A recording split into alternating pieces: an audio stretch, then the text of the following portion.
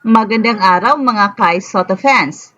Sa kabila ng maraming beses na pinatunayan ni Kai Soto ang kanyang kakayahang maglaro sa mataas na antas, marami pa rin ang nag-aalinlangan sa kanyang kahandaan para sa NBA. Ang mga tanong na ito ay paulit-ulit na humahabol sa kanya, pero bawat laro ay nagiging pagkakataon para sagutin ang mga dudang yon. Sa paparating na laro ng Koshigaya Alphas, laban ng Shiga Lakes, muling mapapatunayan ni Kai ang kanyang galing, lalo na't makakatapat niya ang isang malakas at veteranong bigman na si Brock Motum na dating player ng Adelaide 36ers. Isang kapanapanabik na bakbakan ang inaasahan dahil si Brock Motum ay isa sa mga mahuhusay na bigman sa Japan B-League at bilang isang veterano, hawak ni Motum ang impressive average na 20 points and 9 rebounds per game. Ang ganitong klaseng statistics ay nagpapakita ng kanyang husay at karanasan sa court. Pero sa kabila nito, hindi magpapahuli si Kai. Sa huling 10 laro ng Koshigaya Alphas, consistent si Kai sa double-double performances, patunay ng kanyang kasalukuyang forma. Ang paghaharap ni Kai at Brock Motum ay hindi lamang tagisan ng physical na lakas, kundi pati na rin ng basketball IQ. Pareho silang dalawang may karanasan sa paglalaro para sa Adelaide 36ers, kaya tiyak na kilala nila ang laro sa isa't isa. Gayunpaman, ang laban na ito ay hindi lamang tungkol sa pagkakakilala nila, kundi kung paano nila magagamit ang kanilang mga natutunan para manaig.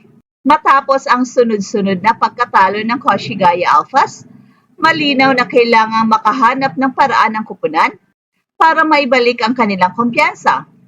Bagamat nagkakaroon sila ng tinatawag na moral victories, sapat na ito para sa kanila at panahon na upang magtagumpay at magpakitang gilas, hindi lamang para sa kanilang mga fans, kundi pati na rin para patunayan na kaya nilang magdomina sa liga. Ang Shiga Lakes na kasalukuyang nasa ika-24 na pwesto sa standings ay nagbibigay ng opportunity para sa Koshigaya Alphas na makabawi. Bagamat mahina ang performance ng Shiga sa kasalukuyang season, hindi dapat nila baliwalain ang kanilang kakayahan. Ang mga underdog na tulad nila ay maaring magdala ng sorpresa, lalo na kung magkulang sa focus ang kalaban.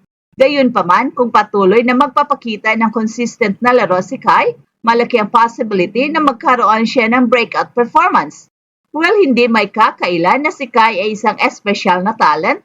Sa edad niyang 22 years old, hawak niya ang kombinasyon ng tangkad, husay at basketball IQ na bihirang makita sa mga manlalaro.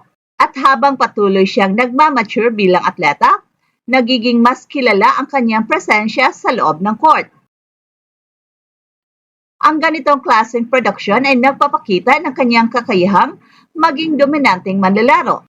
Ang laban sa Shiga Lakes ay isang pagkakataon para kay Kai na magningning at kung mapanatili niya ang kanyang consistency at madagdagan ang kanyang aggression sa laro, hindi malayong makapagtala siya ng 30 points o higit pa.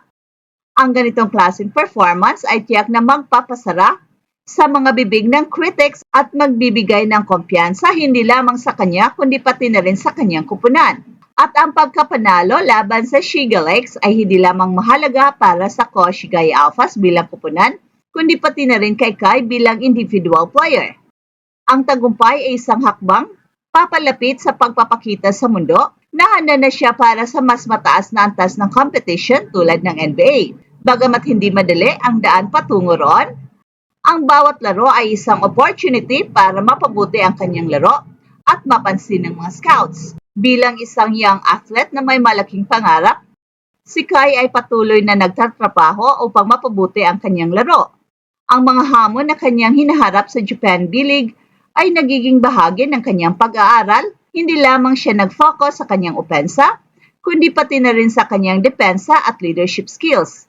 Ang laban ni Kai kontra Brock Motum ay maihahantulad sa mga magiging hamon niya sa international stage, kaya't mahalaga ang bawat laban sa Japan B-League bilang paghahanda. At kung pagbabasihan ang mga statistics at kasalukuyang anyo ni Kai, malaki ang possibility na dominahin niya ang laro kontra Shiga Lakes.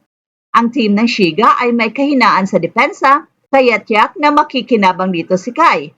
Ang kanyang taas at galing sa ilalim ng ring ay magiging malaking bentahe laban sa mas mababa at hindi gaanong athletic na frontline ng Shiga Lakes.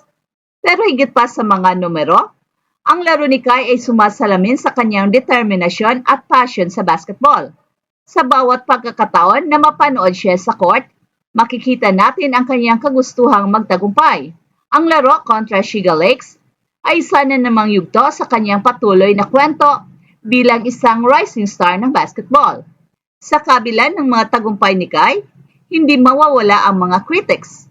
Pero ang bawat laro ay nagbibigay sa kanya ng pagkakataong ipakita na kaya niyang lampasan ang mga inaasahan.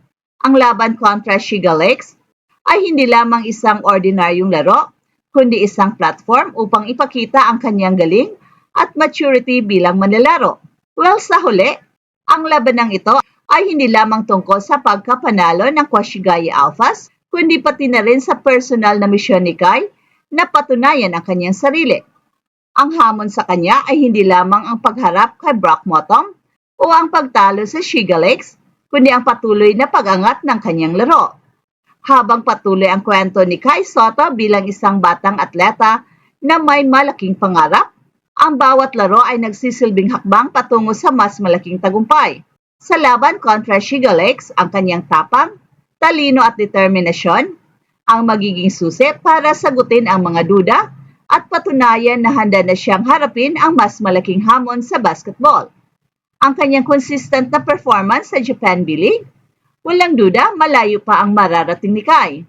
Ang labanang ito ay hindi lamang isang pagkakataon upang magningning, kundi isang panibagong kabanata sa kanyang kwento bilang isang Pinoy na magdadala ng karangalan sa bansa. Sa bawat rebound, block at puntos na kanyang itatala, muli niyang ipaalala sa lahat na si Kai Sotto ay isang bituing patuloy na sumisikat. Hey, hey, hey! Attention mga kapatrol! Get ready for an epic giveaway! Once Express Info hits 150k subscribers, one lucky winner will win the incredible Oppo Reno 11F 5G smartphone. Here's how to join. Step 1. Subscribe to Express Info right now. Step 2. Like this video. Then step 3. Comment anything good and positive about our idol Kai Sotto. Super easy. Just subscribe, like, and comment. ただいい形で須藤からカイソット